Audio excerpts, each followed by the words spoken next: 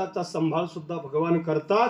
भक्ताचा संभाळ करताना वेळ प्रसंगी भक्ताच्या घरची सगळी कामं भगवान स्वतः करतात. आणि भक्ताच्या घरची कामं करताना देवाला अजिबात लाज वाटत नाही. साधा वया भक्ती काज नाही लाज धरिता. भक्ताच्या घरची कामं करताना देवाला लाज वाटत नाही. देव भक्ताच्या घरची सगळी कामं करतो. कोणत्या भक्ताच्या घरी देवानं काय काम केलं याचं वर्णन करणारा वारकरी परंपरेत एक पूर्ण अभंग आहे. उंच नीच काही नेने भगवंत तिष्ठे भाव भक्ती देखुनिया. दासी पुत्र कन्या विदुराच्या बक्षी दैत्या घरी प्रल्हादासी. चर्मरंगू लागे रोहिदासा संगे कबीराचे मागे सेलेविनी. सजन कसाया बिकू लागे मांस माळ्या सावत्यास करूपू लागे. नरहरी सोनारा गडू फुंकू लागे चोख्या मेळ्या संगे ढोरेवडी. नामयाची जणी सवेची सेनी धर्मा घरी पाणी वाये झाडी. नाम्या सवे जेवी नवे संकोचित ज्ञानी याची भिंत अंगी ओढी. एकोबाचे ऋण फेडी ऋषिकेशी विषय तो त्यांचा झाला नारायण.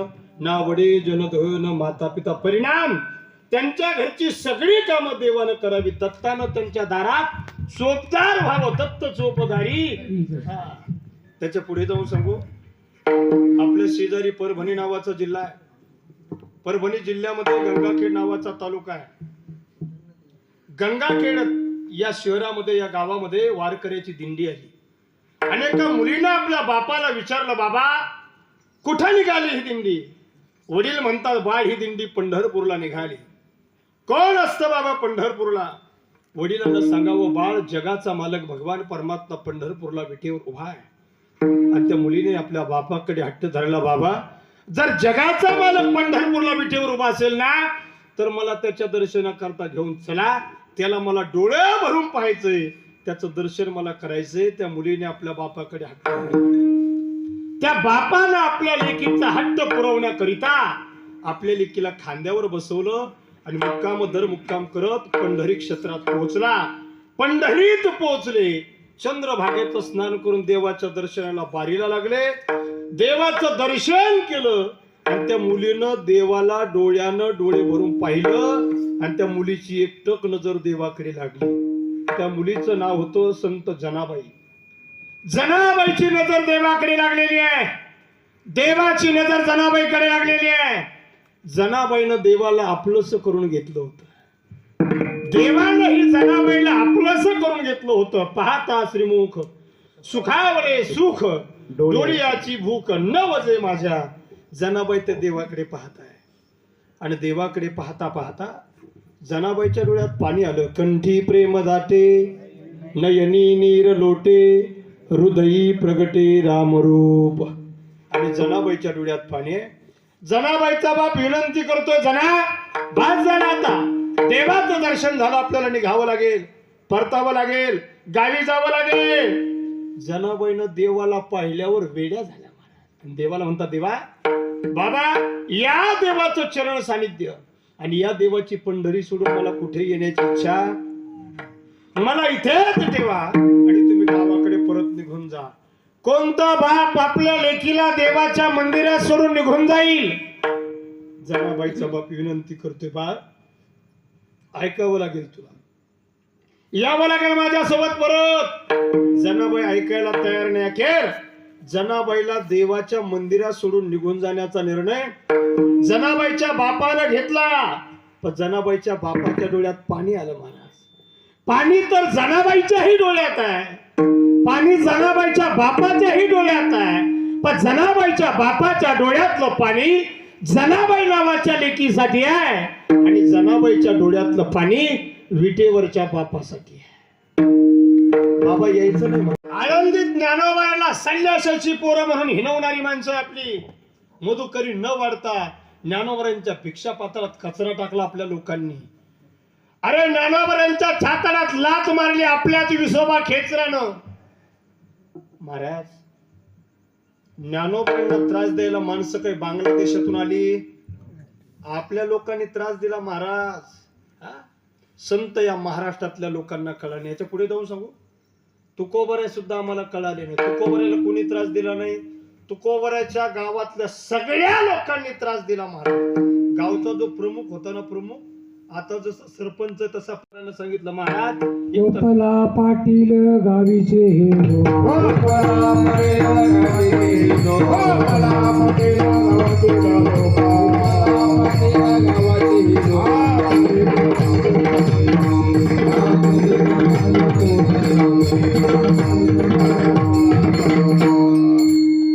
गोपाला पाटील गावीचे हे लोक आता मज भीक कोण घाली.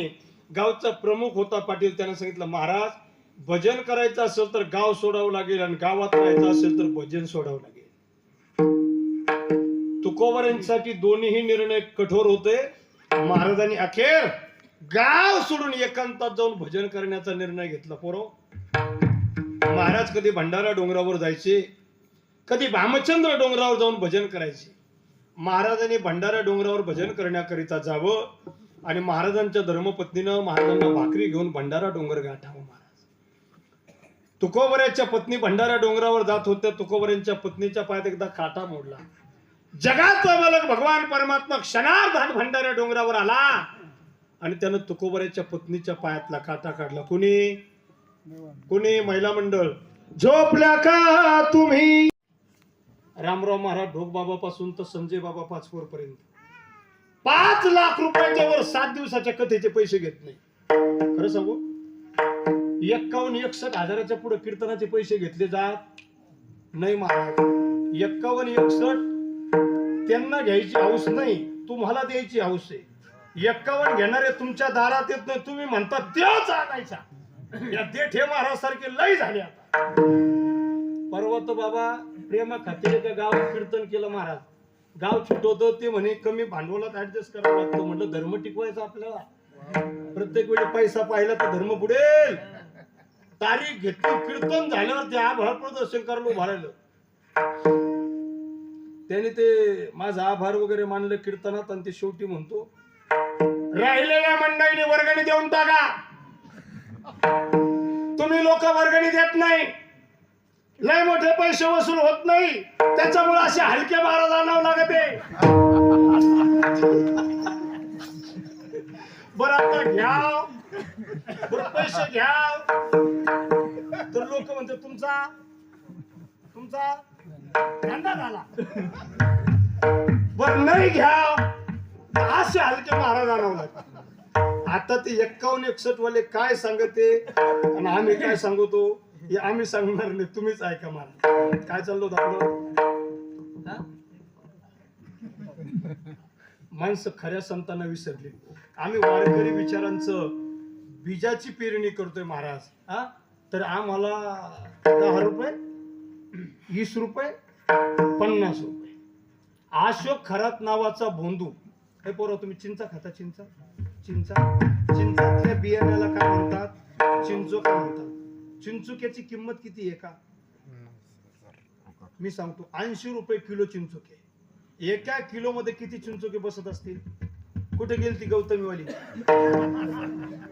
एका किलोत किती चिंचुके बसत असतील? हे पोराव 500-700 चिंचुके बसतात एका किलो मध्ये. 700 चिंचुके 1 किलोत बसतात. 80 भागिले 700 किती होते? 1 पैसा बी होत नाही. एका पैशापेक्षा कमी त्या चिंचोक्याची किंमत आहे. ते 1 चिंचोका घासून 1 लाख रुपयाला विकायचा अशोक खरात. केवढ्याला? तरी चिंचोके पुरत नव्हते. चिंचोका 1 लाख रुपयाला घेणारी माणसं आपण. तुकोबऱ्याच्या गाथेतला एका भंगाच्या एका चरणातला एक शब्द कोट्यावधी रुपये किमतीचा आम्हाला किंमत नाही महाराज. 50 ग्रॅम मधाची बॉटल 52 रुपयाला भेटते पतंजलीची. कितीला? त्याला पतंजली हानी असं नाव आहे. केवढ्याला भेटते? 52 रुपयाला. मी विचारतो तुम्हाला, त्याच्यात एक बोट बुडवल्याच्या नंतर बोटाला लागून येईल एवढा मध किती रुपयाचा असेल? 1-2 रुपयाचा. त्या बॉटल मध्ये बोट टाकून तेवढा मध चाटला तर अशोक खरात 2 लाख घ्यायचा. त्या मधात टाकायचा काय एवढं मला समजा. कोट्यावधी रुपये देणारी लोक आपली चांगल्या मार्गाने पैसा कमावणार. माणसाने पैसा कमवला पाहिजे आणि कमवलेल्या पैशाचा उपभोग घेण्यासाठी माणसाला दीर्घायुष्य मिळालं पाहिजे. काय मिळालं पाहिजे? आयुष्य मिळालं पाहिजे. काही माणसाने जीवनभर पैसा कमवला, ते बाजारात जरी गेले तर स्वतःच्या पैशांच्या हापीत नव्हते, कोण सोयाबीनच्या हापाजिनीची वाट पाहत होते. एवढा पैशाला पैसा लावला महाराज, आणि मेल्यावर त्यांचे नातू बुलेट घेऊन त्याचा पैसा उडीत. एक गोष्ट सांगू, आपण कमवलेल्या पैशात आपण उपभोग घेण्याचा जो आनंद आहे ना महाराज, तो बाकीच्यांना नाही. रिकाम्या आयत्या पिठावर रेघ हा कुणालाही उमटवता येतात. आपण कमवून आपण दळलेल्या पिठाची भाकरी खाण्याची मजा आहे ना, ते दुसऱ्याने कमवलेल्या धान्यात आणि पिठात नाही महाराज. म्हणून सांगू, आपण उपभोग घेतला पाहिजे. एक म्हातारं 75 वर्षाचं झालं आणि पहिल्यांदा पंढरपूरला गेलं. त्याला म्हणलं 75 वर्षात पहिल्यांदा पंढरपूर, तुमच्या वारीचं रहस्य काय? ते म्हणे शिंदे साहेबांनी एसटी फुकट केली. मग एसटी फुकट झाली म्हणून पंढरपूर. बर फुकट गेलं, पंढरपुरात गेलं, चंद्रभागेचं स्नान केलं, देवाच्या दर्शनाला बारीला लागले. एवढा चिकट होता, बारीला लागला, पानफुल घेतलं नाही, प्रसाद घेतला नाही. देवाच्या मंदिरात गेला, गाभाऱ्यात गेला, त्याला वाटलं येताना एसटी फुकट आहे, जाताना एसटी फुकट आहे, निदान देवाच्या दानपेटीत रुपये तरी टाका. त्यांनी खिशातला रुपया काढला, देवाच्या गाभाऱ्यात गेला ना, समोर पाहायला चांदीने मढवलेला देवाचा गाभारा आणि देवाच्या डोक्यावरचा सोन्याचा मुकुट पाहिला, आणि देवाला मनातल्या मनात म्हणतो, तुला काय कमी आहे रे? ठेवला रुपया खिशात, रुपया ठेवला खिशात आणि देवाच्या पायावर डोकं ठेवून, देवाच्या पायावर डोकं ठेवून देवाला म्हणतो, देवा माझी बायको, माझा मुलगा, माझी सुनबाई, माझा नातू, माझी नात, माझी मुलगी, माझा जावई, अख्खं खानदान सुखात ठेव. केवढ्यात रुपया काय? सामाजिक धर्माची ताकद. गेल्या 14 वर्षापासून मी मनोज दादांच्या समवेत काम करतो महाराज. ज्या माणसाला कशाची लालसा नाही, लोक समाज सेवा करून बंगले आणि गाड्या घेतात, या माणसानं समाज सेवा करून जमीन विकली, घरातल्या लोकांनी घराबाहेर काढलं, घर सोडलं, गाव सोडलं, जिल्हा सोडला. बीड जिल्ह्यातून जालना जिल्ह्यात आले, घरच्या लोकांनी शिव्या दिल्या, पण फक्त महाराष्ट्रातल्या तळागाळातल्या गोरगरीब सर्वसामान्य खितपत पडलेल्या गोरगरीब मराठ्यांच्या पोरांच्या पदरात हक्काचं आरक्षण मिळावं, त्यासाठी तो माणूस संघर्ष करत राहिला. परिणाम आज कोट्यावधी लोक मनोज दादाला डोक्यावर घेऊन नाचतायत. डोलवाडा गावातले लोक काही वेडे नाही, सप्ताहाच्या पॉम्पलेट टाकत. मनोज दादामुळे आतापर्यंत लाखो मराठ्यांना ओबीसी प्रमाणपत्र मिळाले. पाठीमागचं 1.5 वर्ष मी कीर्तनाच्या तारखा घेतल्या नाही, कीर्तनाच्या तारखा घेतल्या नाही महाराज. जेवढी कीर्तनं केली तेवढी मनोज दादाच्या आदेशानं साखळी उपोषणामध्ये एकही कीर्तनाचा रुपया घेतला नाही महाराज. 300 कीर्तनांनी व्याख्यानं महाराष्ट्रभर स्वतःच्या घरचं डिझेल जाळून महाराष्ट्रभर मोफत केली, 1 रुपया न घेता. महाराष्ट्रातला मी पहिला कीर्तनकार. ख्रिस्ताची बोट छाटली आणि अशा सर्व दुश्मनांचा नाश करून सह्याद्रीचा चक्रवर्ती सम्राट झाला.